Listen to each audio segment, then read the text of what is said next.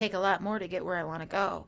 And then I finally get to that sweet spot. And then the whole time it was like, okay, I'm in the sweet spot. How do I make this go? How do I make this go? It was like no relaxing whatsoever. It's just a squirrel cage. Like, how do we get high? How do we stay high? How do we stay this high with what we got? What do we need to do? You're already planning in 3 days when you're, not even the highest you want to be for 30 seconds. And it was just, like, I realized this is BS. Exhausting. It's exhausting. Great word. You remember that, too? Did you have that feeling, Marnie? Oh, yeah. Yeah. I mean, the chasing and the restlessness of just, and always hoping, like, do I have enough? Yeah. That thought that you were speaking of.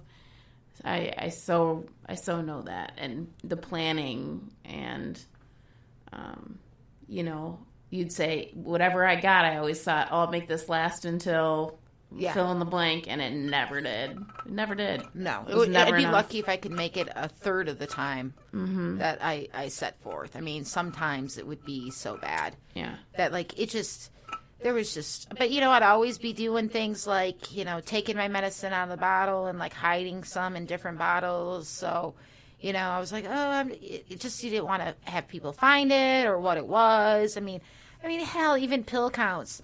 All that those guys had to do was pill ID my medication, and they would know that it was aspirin that they were counting and not Dilaudid. Never once did a doctor do that. I mean, that's the thing. When you have an addiction to drugs and alcohol, with drugs you have to be more clever because they're not just readily available. You have to know who to go to or which doctor to go to or how to do these things. We're really good problem solvers. Mm-hmm. And as a recovery coach, one of the first things I talk about with people is like, those skills that you use to get, go to any lengths to get that drink or drug, just switch focus, switch your lens. Put that much into doing for your recovery or what you want. Because we know how to get stuff done. Mm-hmm. We really, really do. We were really good, in that kind of thing. And, so for me, it's, having those skill set. I still have that skill set, now that I know what's going, like what I don't want to be drunk or high, towards my recovery. I put that towards my recovery, but I've also put that towards other things in my life that I find to be, really important. Just, my dreams. I never had dreams before. I remember being a couple weeks sober, someone's like, well, what are you dreaming for yourself? I'm like, dreams? Like, my dreams are scary, dude. Like, no. Like, what do you, like, plans for yourself? I'm like, I just don't want to die, And then, like, all of a sudden I started dreaming and allowing myself to think, maybe this is possible for me. Maybe I can do this. Oh, my gosh, this is attainable. It's recovery has opened that door to my prison that I had in myself. And it wasn't like other doors have opened to me. I've just realized that, it was there the whole time. I just had to walk through the threshold.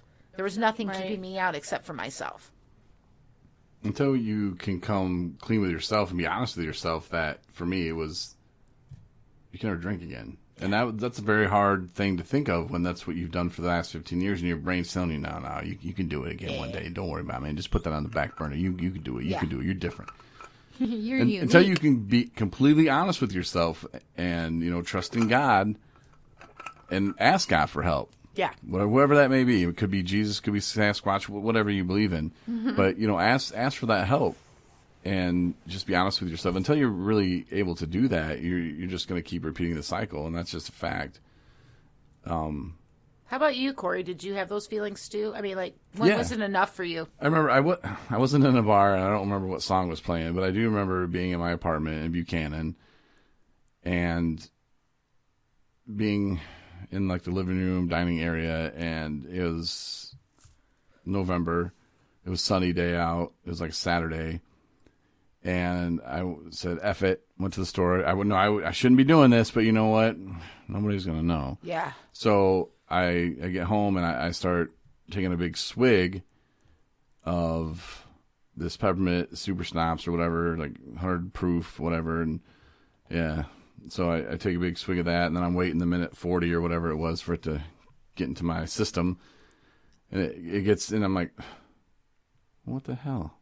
This isn't, and my brain had been telling me the whole time it was going to be so good. It was going to be, just like I remembered it. And I need to take more. So I do another swig, and it never got to where my brain was telling me how good it was. And that's when I knew my brain was effing lying to me, and I was like, you lying son of a bitch. But then it's too late, once I crack that first one, it's off. And that's why I can never drink again. Potato chips. Yeah. That's why I can never drink again. And I am content with never drinking again. Yeah. I drink enough for a lot of people. Yeah. I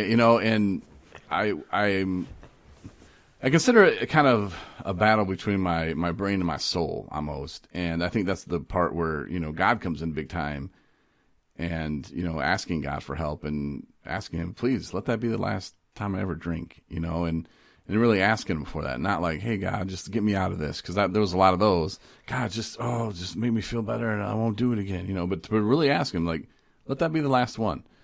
And thank God, to this day, that's been the case. And there's been times, and we kind of were talking about a little bit earlier about, AA meetings, and I don't work the steps. I have, but I don't. And I still go to meetings. I love meetings. And the other day I was kind of feeling it, and I wouldn't have drank that day, but a week later, maybe it would have catch up to me. I don't know. Yeah. But when I went to that meeting and then I went to another meeting and went back to back, and I felt great. Yeah. It was just like, like, oh my God, like, I'm so glad I did that. And I drove an hour and a half to get there. Yeah. I don't care. I like driving, but it was just one of those moments where it's like, okay, that's what I needed at the time.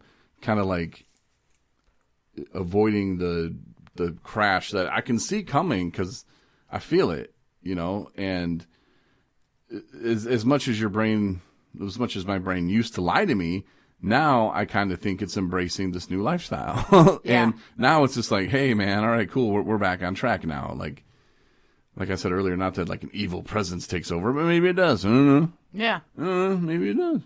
But it's like getting the good back, and, not that I'm doing everything in life right. And that's just not going to happen. But my intentions are pure. Everything I'm doing is for a reason, and it's to help other people. And, there's some things that we have planned that are, I think, going to be pretty huge. And there's things that we don't even know that we're going to be planned in 2 years. Look how far I've come in a year and a half or whatever it is, almost 2 years sober, next month. Yay, give me some love. All right. Yay. Look at all your audience. Oh, they're so beautiful. Man. Oh, Tyrone.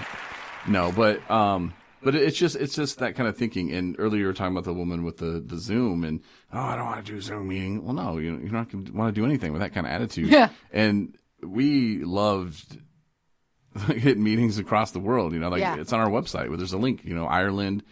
I think there's one for Paris. Mm-hmm. I have one that's called the Redneck Riviera, which will take you to Ohio. Ohio, not the Ozarks. No, Ohio. Yeah. But just to have a little fun with it, and it is what you make of it. Those meetings, and you can look at it like, oh, this is stupid. It's gonna suck. Why even bother, man? Yeah. Change your attitude and change your thinking, and that'll really go a long way. And if you think I'm gonna find a city and find a meeting. Yeah. Put in some work for it, and I bet you'll be a lot better. And I've never had this experience, but I kind of want it in a weird way. What? You told me about the guy who bombed the meeting. Yeah. Yeah. I'll tell the story. I will tell the story. It's kind of like a Squatch story. Do you want me to tell the story? Yes. Okay. So, I will. Okay. So I was in a Zoom AA meeting, and there was a meeting prior, like a week ago, that I was in, and somebody had bombed the meeting, and I was like, oh my gosh, somebody's coming in here. This is a closed AA room, how dare they? Just the whole, I was offended by it completely. So obviously my spiritual condition was off. And then I'm like, I'm not going to go to any more Zoom meetings and blah, blah, blah. Well, 6 days later, I'm like crawling up the walls. This is like early, like pandemic shutdown type of thing. And I was like, I need a meeting. So I went to my home group meeting that was on Zoom.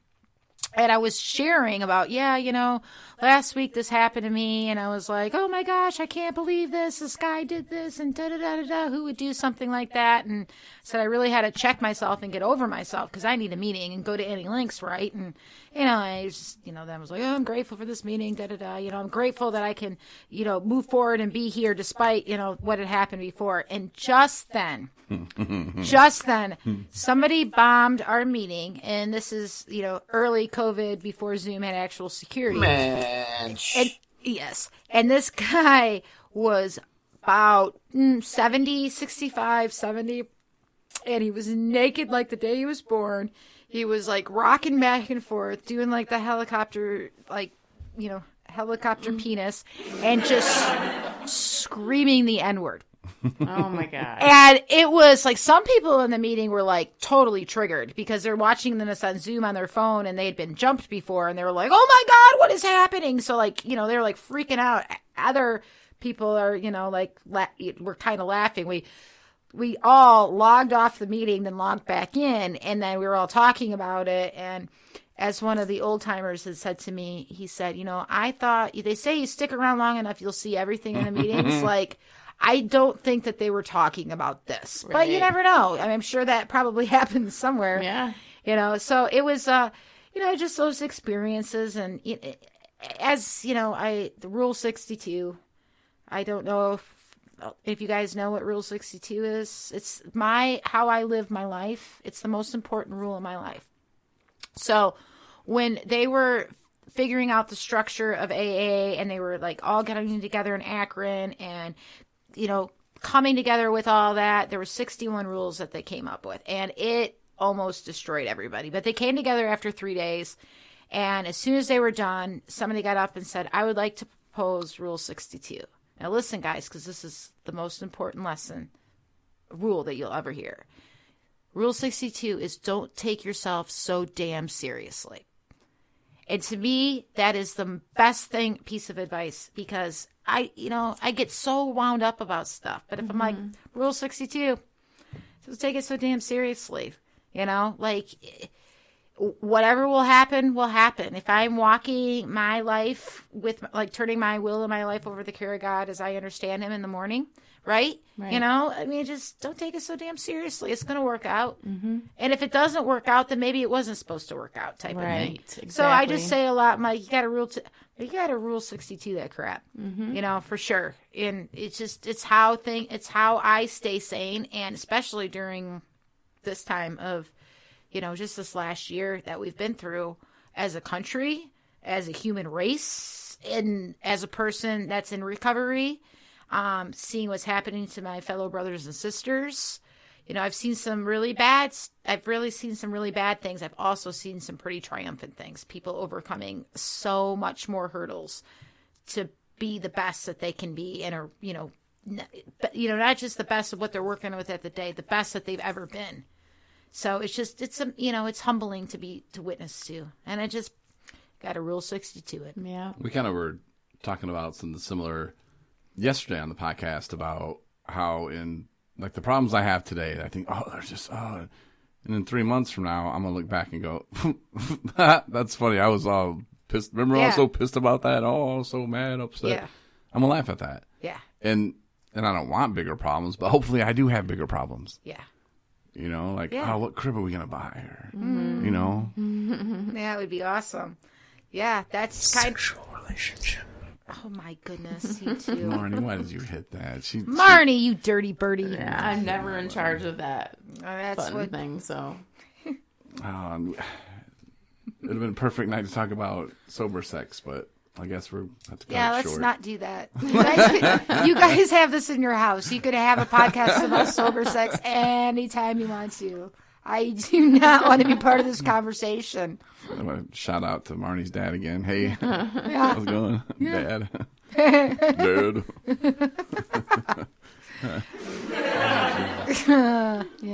But, well, I mean, I appreciate you coming on and hanging out with us in the studio tonight. Nico, I think... I did not see Nico go anywhere near me. So we're I think she saw me and she was like, I'm not ready to... I think she only does it when she's mad at Marnie. Yeah. Well, That's what he says. Because she's never done it when I had a guest in here. I think it's just marking her territory that, Marnie or Nico was there before and she's trying to feel Marnie out. And they're bad. I'm probably about 6 feet away, maybe a little bit more. And the smell hits me. And I'm like, oh, how's she doing it? And she's over there and just trying to and it's always when she's talking too. So yes. She can't just be like, can we just pause it? Which she could, but I don't want to tell her that because I like seeing her go fight through it, You're such a